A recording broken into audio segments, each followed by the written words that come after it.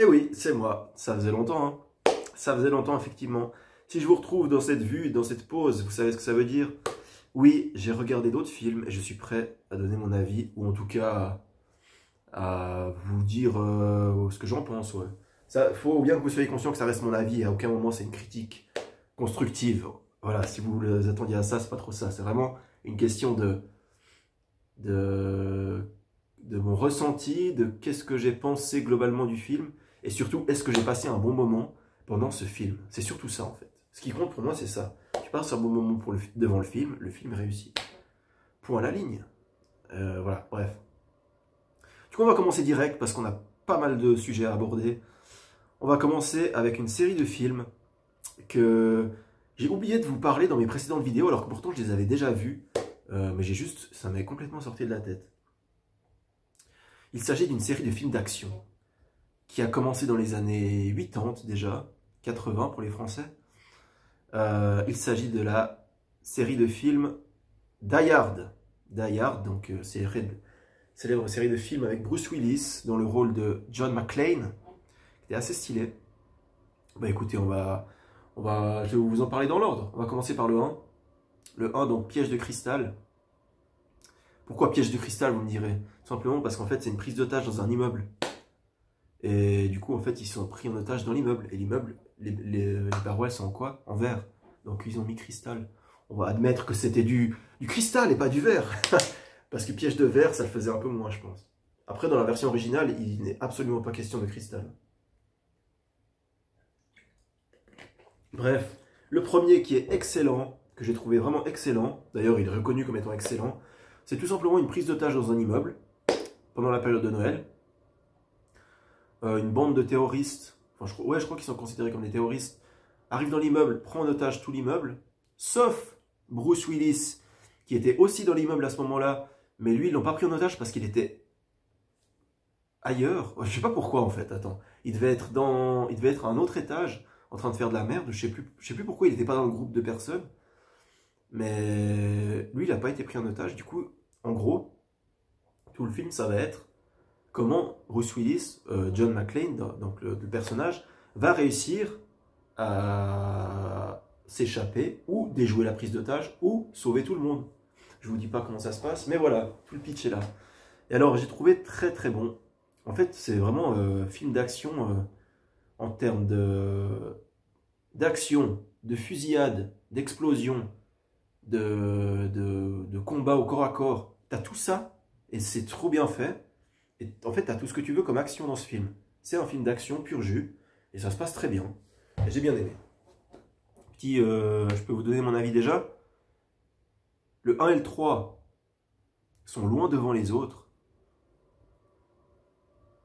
Et après, il y a 2, 3, 4, 5, 2, 4, 5. Bref, je vous parlerai de tout ça après, mais pour moi, le 1 et le 3 surpassent tous les autres. On va vite fait parler du 2, parce que le 2, j'ai pas grand chose à en dire. Ils ont vu que le 1 avait du succès. Mais en vrai, je me suis dit, quand j'ai appris qu'il y avait un 2, enfin, quand j'ai regardé Die Hard, et après j'ai appris qu'en fait c'était une série de films. Je ne m'étais pas beaucoup renseigné. Et quand j'ai appris qu'il y avait un 2, je me suis dit, mais comment tu fais une suite à ce film? La prise d'otage, elle s'est terminée à la fin. Tu vas pas faire une autre prise d'otage à un autre endroit. Ce serait juste débile. Non, du coup, c'est pas ce qu'ils ont fait dans le 2. Du coup, dans le 2, c'est encore des terroristes. Et bizarrement, encore, John McClane se retrouve au milieu des prises d'otages, malgré lui. Parce que je rappelle qu'à la base, il n'est pas au courant qu'il va y avoir des prises d'otages à cet endroit-là. Mais à chaque fois, il s'y retrouve, bizarrement.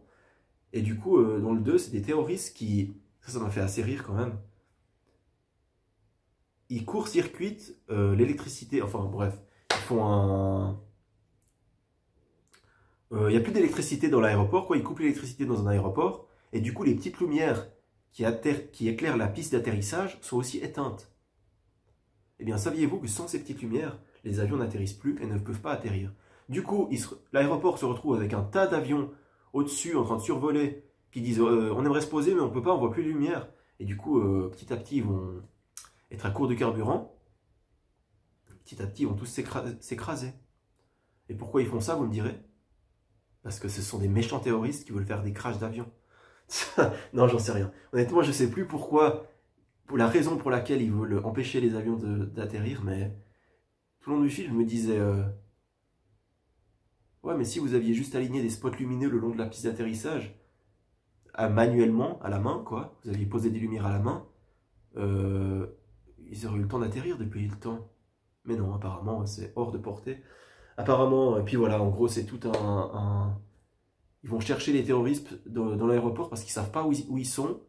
Ils ont coupé l'électricité, ils communiquent avec eux par téléphone, mais ils savent pas où ils sont et du coup tu vas suivre tout ça. Bref, le film est... Tu sens qu'ils ont essayé de faire comme le 1, mais avec des petites différences. Mais tu ressens beaucoup trop de similarités avec le 1. Mais le film est quand même objectivement bon. La scène finale, je vais pas vous dire ce que c'est, mais la scène finale, j'ai bien kiffé. Puis voilà. Puis voilà, j'ai pas grand chose à dire sur le 2 de plus que ça. Le 3, le meilleur de tous. Pour moi, le 3 est le meilleur de tous. Quand je vous disais le 1 et le 3 sont loin devant, le 3 est devant le 1, puis ensuite il y a les autres. Parce que le 3, c'est le film d'action pur. Il n'y a que de l'action. On retrouve John McClane, donc Bruce Willis. Cette fois, il y a une bande de terroristes, bizarrement, qui veulent faire exploser des écoles. Et du coup, pareil, il communique avec eux par téléphone. Et cette fois, ça fait un peu penser au film Seven de David Fincher parce que il communique par téléphone et il lui fait des énigmes. Si tu vas à cet endroit-là, il lui donne une énigme et il devra la résoudre et tout. Et en fait, il joue un peu avec eux. Et puis voilà, bref. Et tout. Ce film change un peu des précédents parce que tu ne suis pas uniquement John McClane, donc Bruce Willis, tu suis aussi Samuel Jackson, qui est un personnage qui se retrouve mêlé à tout ça, malgré lui, parce qu'à la base, il n'a pas prévu du tout de suivre tout ça, mais il se retrouve qu'il s'est retrouvé à devoir sauter dans une bagnole à un moment avec Bruce Willis. Ils se sont enfuis parce qu'il y avait ça devenait chaud. Ils se sont enfuis et puis du coup, il a continué l'aventure avec lui. Mais il disait bien qu'il voulait se tailler, mais bon, ils l'ont un peu forcé et puis voilà, il continue l'aventure avec lui. Mais bref, le 3 est incroyable. Il faut que vous le voyez si vous ne l'avez pas vu. Peut-être regarder le 1 et le 2 avant, parce qu'il y a quand même la création du personnage de John McClane, même si, en vrai, le 3 se suffit à lui-même. C'est juste qu'il y aura des petites références au 1 et au 2 dans le 3. Mais en soi, vous pouvez tout à fait comprendre ce qui se passe dans le 3 sans avoir vu les autres. C'est un chef-d'œuvre. En termes d'action, il y a tout ce que vous voulez, des explosions, des crashs, des courses-poursuites, il y a tout ce qui fait un film d'action. C'est le film d'action ultime en fait, ça. Il y a tout. Bref. On va parler du 4. Le 4 donc. Le 4, donc, qui se passe plusieurs années après. Bruce Willis, il a pris du service, mais de longues années après. Il a eu le temps de perdre ses cheveux entre-temps. C'est pas une critique, hein, mais c'est la vie, quoi. En fait, Bruce Willis, dans ce film, donc John McClane, est présenté un peu comme quelqu'un qui est dépassé par son temps. C'est-à-dire que maintenant tout se fait, toute l'intrigue est autour de pirates informatiques, et lui, au niveau informatique, il est limite en train de te dire, c'est quoi cette merde? Vous surfez sur Internet, c'est ça? C'est quoi Internet? Il est un peu dans ce style-là, tu vois, un peu vieux daron qui comprend rien. Et du coup, bah, il est complètement dépassé par son temps, et il sera limite un peu au secondaire, tu vois. Tout ce qui est cascade d'action et tout ce qui implique des gunfights et tous ces trucs, là il va se mouiller. Mais dès que tout ce qui concerne le piratage informatique, là il va prendre un mec, un nerd, un intello, comment t'appelles ça, un mec qui est bon en informatique. Il va le garder avec lui tout le long parce que lui, il le dit dans le film, je sais pas comment marche cette merde, j'ai besoin de toi pour m'aider dans cette merde, et puis voilà. Puis voilà, du coup, John McClane est présenté comme un peu dépassé par les événements. Mais le film reste bon, hein. Il y a des bonnes scènes d'action, des bonnes cascades, et puis voilà. On apprend qu'il a une fille dans ce film. Puis voilà. La fille va avoir une part importante à jouer dans l'histoire, et puis ouais, j'ai pas grand chose à dire de plus sur ce film. Il est, moi je dirais au même niveau que le 2. Le 2 et celui-là, je dirais que c'est à peu près au même niveau. Franchement, c'est pas un mauvais film. Puis le 5, on va parler du 5 quand même. Le 5, j'ai quand même l'impression d'avoir vu un film d'action bas de gamme fait par un réalisateur anecdotique. C'est un peu l'impression que j'ai eue à la fin. Alors je dis pas que les scènes d'action sont mauvaises, il y a de l'action. Tu apprends qu'il a un fils dans celui-là. Et du coup, le duo, ça va être le fils et Bruce Willis. Et ça va être beaucoup plus le fils qui va prendre les devants. C'est lui qui va donner les ordres et tout. Et bon, Bruce Willis, tu sens que dans ce film, il en avait rien à foutre en fait. Et, les scènes d'action, c'est limite s'il est... Si... Je sais pas, il est figé. Même pas pendant les scènes d'action, mais hors des scènes d'action, il va en faire le minimum. Tu vois qu'il est figé, bah, il a de l'âge aussi. Il commence à se faire vieux, donc forcément, c'est plus de son âge tout ça. Puis voilà. C'est pas le meilleur film que j'ai vu. À la fin, j'ai quand même passé un bon moment parce qu'il y a quand même des scènes d'action. Tu suis les scènes d'action. En fait, si tu te concentres sur les scènes d'action et que tu oublies le scénario, ça va. Si tu te rappelles qu'il y a un scénario, tu dis ah oui, c'est vrai. Ah oui, c'est vrai qu'il y a un scénario. Ah ouais, c'est vrai que c'est comme ça. Ok. Bon, bah voilà. Mais bon, à part ça, c'est pas le pire moment de ma vie que j'ai passé. Hein. Clairement pas. Ça reste un film d'action. Un film d'action, ça reste plaisant. Il y a des cascades, des explosions, des courses-poursuites, des fusillades. Tout ça, c'est présent. Ça reste kiffant, ces moments-là. Et mais voilà, effectivement, j'ai senti pendant le film qu'il y a un petit problème d'enjeu. En fait, il n'y a pas d'enjeu. Au bout d'un moment, il n'y a plus d'enjeu. C'est juste deux mecs qui doivent poursuivre leur mission. Et puis voilà. Au bout d'un moment, on a très vite plus rien à foutre, en fait. C'est ça le problème. Mais bon, c'est pas le meilleur, vous l'avez compris. Mais j'ai quand même voulu le voir parce que ça fait partie de la saga Die Hard. Et puis, je pense que c'est bien de s'arrêter là après ça parce que Bruce Willis, il montre dans ce film qu'il a plus envie, en fait. Il a plus envie de faire ça. Ça se comprend, il a combien, quel âge? 70 balais maintenant? Je sais plus combien. Bref. On va clôturer la série Die Hard parce que ça fait déjà 13 minutes. Et je pensais parler de ça en genre 3 minutes. Écoutez, on prévoit le temps comme on peut. Hein. Ensuite, bon, on va rester dans les films des années 80, 80. Et je vais vous parler de Scarface. Scarface que j'ai vu récemment. J'avais jamais vu. Parce que, pourquoi pas, hein, écoute, j'avais jamais vu Scarface, je sais pas pourquoi. Bref, j'ai bien aimé. J'ai vraiment aimé ce film parce qu'en fait, Al Pacino, le gars porte le film sur ses deux épaules du début à la fin. T'enlèves Al Pacino, je sais pas si le film a un succès comme ça. Tout le long du film, c'est vraiment, il y a une pièce remplie de monde, t'as Al Pacino qui arrive, il ouvre sa gueule, tout le monde se tait, et tout le monde l'écoute. Vraiment, c'est le charisme qu'il a dans ce film, c'est assez jamais vu, je trouve, pour un film. Et franchement, alors oui, c'est vrai que je vous ai pas raconté l'histoire, mais c'est un immigré cubain qui arrive aux États-Unis, et il essaie de se faire de la thune, en fait, tout simplement. Sauf qu'il a déjà passé par le trafic de drogue avant. Et quand on lui repropose des affaires de trafic de drogue, et ben, au début, il veut pas. Enfin, je suis même pas sûr qu'il veuille pas au début. En fait, il dit, bon, bah, écoute, c'est reparti pour un tour là-dedans. Et puis voilà. Voilà qu'il se réembarque dans le trafic de coke. Puis voilà. C'est la vie d'un trafiquant de coke cubain aux États-Unis. Avec tout ce qui se passe autour, tous les sacrifices que ça implique, toute la vie que ça implique et tout. Et puis voilà. C'est ça. Et c'est très bien réalisé. Ce film de gangster pur jus, mais du coup, j'ai trouvé ça bien plus intéressant que Le Parrain.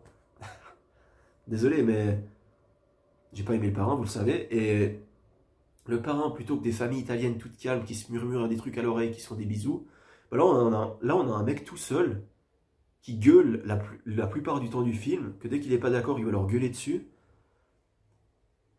Et puis voilà. Il a beaucoup plus de charisme que n'importe quel personnage dans Le Parrain. Je suis désolé de dire ça, mais c'est ce que je pense. Écoutez, c'est comme ça. Bref. Voilà pour Scarface. Très bon film, je vous le recommande. Ensuite, on va changer de registre un peu. On va aller loin, loin, loin dans le passé. pas que le film a été réalisé il y a longtemps, mais que l'histoire se passe il y a longtemps, on va parler de 300. Le film 300, donc que j'ai vu aussi récemment, que je n'avais pas vu à l'époque. Donc, il raconte l'histoire de l'armée de Sparte, la fameuse armée de Sparte qui était une des plus puissantes à l'époque, et qui va se affronter l'armée perse. Ouais, je crois que c'est les Perses. C'est les Perses, et voilà, le problème c'est que l'armée spartiate compte 300 soldats, d'où le titre 300. T'avais compris ou pas? T'avais compris la référence? Bref. Et en fait, l'armée perse compte, je sais plus combien, mais je crois 1600 soldats, voire plus. Non, je sais plus exactement le chiffre, mais je sais que c'est un nombre démesuré par rapport à leur armée. En gros, ils n'ont aucune chance, mais ils y vont quand même, parce que c'est la meilleure armée, et parce qu'ils ont des couilles en béton armé, en fait, tout simplement. Puis voilà, c'est très cinématographique, dans le sens où tu auras des plans... C'est plus cinématographique, je vais y arriver, plus cinématographique que historique. Parce que historiquement, voilà, il y a des personnages des fois un peu fantastiques. Et c'est mis en scène comme un... Ouais, j'allais dire comme un jeu vidéo, mais c'est un peu ça. T'avances, il y a une armée, tu bats le boss, tu vas à l'armée suivante, tu bats le boss, tu vas à l'armée suivante, tu bats le boss. Ça se présente comme ça. Et bon, le film est bon, hein, le film est très bon. Surtout pour le visuel. Visuellement, il y aura beaucoup de plans sombres où tu auras les visages des personnages seront assombris pour donner un regard ténébreux. Et puis non, ça marche super bien. Ça marche super bien, mise en scène dramatique et tout, ça marche super bien. Et encore une fois, je vous le conseille, qui est très bien. Ensuite, on va parler d'une série de films qui n'a rien à voir. Mais en même temps, si j'ai vu des films aléatoires, forcément, ça n'a rien à... forcément, ils n'ont rien à voir les uns avec les autres. On va parler de la trilogie Cornetto. Je ne sais pas si ça dit quelque chose. Il s'agit de Shaun of the Dead, Hot Fuzz et le dernier pub avant la fin du monde. Donc, il y a une série de films. Moi, en regardant ça, on m'a dit trilogie. Donc, je m'attendais à une trilogie. Et en fait, ce n'est pas du tout une trilogie. En fait, ça s'appelle trilogie Cornetto parce qu'à chaque fois, dans les 3 films, il y a un moment où il y aura un cornetto. Donc, la glace. Qui sera ouvertement montrée. Le seul point commun de ces 3 films, c'est donc le cornetto. Il y a 2-3 scènes qui reviennent en référence aux autres films. Et ce sont les mêmes acteurs à chaque fois, dans des rôles différents et dans des univers différents. Les 3 films, c'est 3 univers différents. Et les personnages, chaque fois tu vois revenir les acteurs dans des rôles différents. C'est assez spécial, mais écoutez, ça marche très bien. Enfin, c'est pas que ça marche très bien, c'est surtout que les 3 films sont très bons. Film britannique, donc. J'ai vraiment eu l'impression d'avoir regardé des délires de bande de potes. Et c'était pas déplaisant. Le premier, on va parler dans l'ordre des 3 films, Shaun of the Dead, donc qui est une comédie avec des zombies. En gros, c'est l'apocalypse, il y a les zombies, et c'est tourné en mode comédie avec des gars qui... Pas qui font des blagues, mais... Oui, de temps en temps, il y a 2-3 blagues, et puis voilà, c'est une comédie horrifique, tout simplement. Et c'est très classique. Quand j'ai vu ce film, je me suis dit, ça doit être une des premières qu'ils ont fait, parce que c'est très classique, effectivement, mais ça marche très bien. Et franchement, c'est un de mes préférés des 3, parce que les personnages sont un peu plus attachants, je trouve, que les autres films. Parce que tu vas vraiment suivre des gros losers. Dans le film, tu suis vraiment des mecs qui vivent dans un appart d'étudiants dégueulasse, il y a des bières qui traînent partout et tout. Et c'est eux qu'on va suivre pour l'apocalypse de la fin du monde. Et je trouvais ça marrant. Et du coup, forcément, ça devient marrant. Bref, celui-là est très bon. Je vous le recommande. Ensuite, on va parler de Hot Fuzz. Hot Fuzz, comme je vous ai dit, j'étais un peu déconcerté quand j'ai commencé à le voir parce que je m'attendais à la suite de Shaun of the Dead, en fait. Et après, je commençais à voir des personnages qui étaient morts dans le 1 qui reviennent, ils sont vivants, comme si de rien n'était. En fait, non. En fait, non, c'est un autre univers où il n'y a pas de zombies. C'est juste quelqu'un de la police, un chef de police. Non, pas un chef de police. Il est simple policier. Et il sent qu'il va grader. Il est à Londres, donc. Il sent qu'il va grader. Et du coup, il s'attend à recevoir une promotion, il va voir son chef et il lui dit « Vous avez été promu, mais vous êtes transféré dans un petit bled paumé à l'autre bout de l'Angleterre. » Le gars, il s'attendait pas à ça, il fait la gueule et tout. Il arrive dans ce petit bled. Il arrive dans ce petit bled et là, il se rend compte qu'il y a des choses qui tournent pas rond. Par exemple, il n'y a jamais eu de crime. Non, il n'y a jamais eu de meurtre depuis 10 ans dans ce petit bled. Le meurtre n'existe pas là-bas. Il n'y a que des accidents. Voilà, donc ça, il se pose des questions. Et puis, petit à petit, il va se rendre compte qu'il y a des trucs qui ne tournent pas rond là-bas. Et puis, il commence à mener l'enquête. Il commence à y avoir...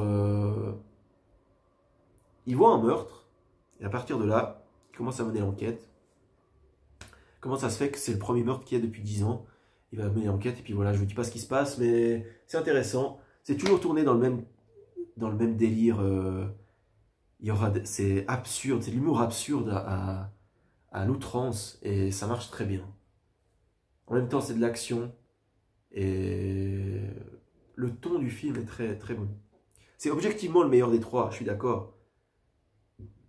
Mais Shaun of the Dead m'a fait plus marrer. Par la regardise des personnages.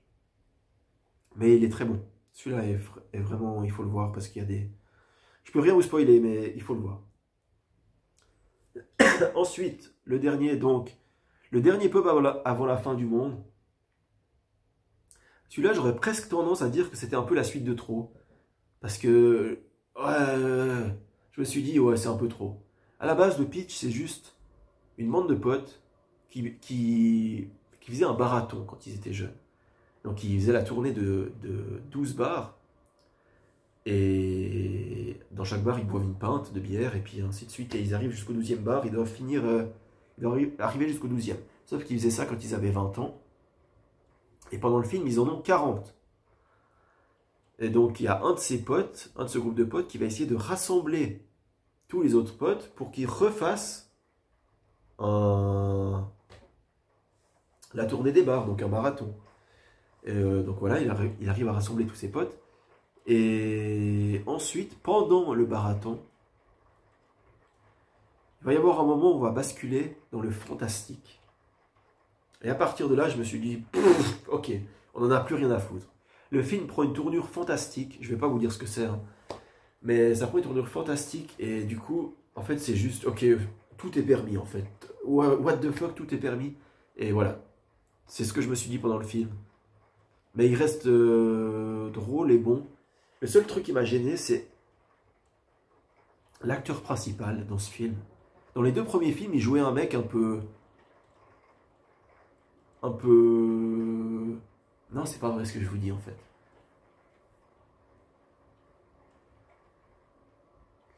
J'allais vous dire un mec un peu introverti, mais dans le 2, c'est pas trop ça. Un mec un peu introverti, tu vois, qui va pas trop ouvrir sa gueule, qui va faire ce qu'on lui demande. Tu vois, dans ce style-là. Et dans le 3, il joue un mec totalement extraverti, qui est ultra pote avec tout le monde, qui va baiser des meufs dans les chiottes. Désolé, ça m'a... c'est un peu en retenu. Et voilà. Et du coup, ça se voit que l'acteur qui joue ça, il n'est pas comme ça dans la vraie vie. Ça se voit, et ça se voit que c'est ultra forcé. Moi, j'ai trouvé l'acteur principal dans ce film-là qui est en surjeu constant. Et ça m'a dérangé un peu parce que j'avais envie de lui dire, mais arrête de forcer. Arrête de forcer. Il force à mort. Je trouve qu'il force dans son rôle. Il force trop dans son rôle. Mais voilà. Mais le film reste bon. Essayez de faire juste abstraction de ça. Ou peut-être ça va juste pas du tout vous gêner. Peut-être c'est juste moi. Je sais pas. Peut-être. Écoutez. Je me rends compte que ça fait beaucoup trop longtemps. Et que je vais devoir faire ça en 2 vidéos. Donc on va faire ça en 2 vidéos. Écoutez, j'avais pas prévu ça. Mais c'est comme ça. On va s'arrêter là du coup. Je vous dis ciao ciao et à la prochaine pour la suite et pour la prochaine vidéo. Stay tuned, regardez la suite et n'hésitez pas à vous abonner et mettre la cloche. Non, je rigole. Ça vous n'êtes pas obligé. Bref, allez ciao ciao, à la prochaine.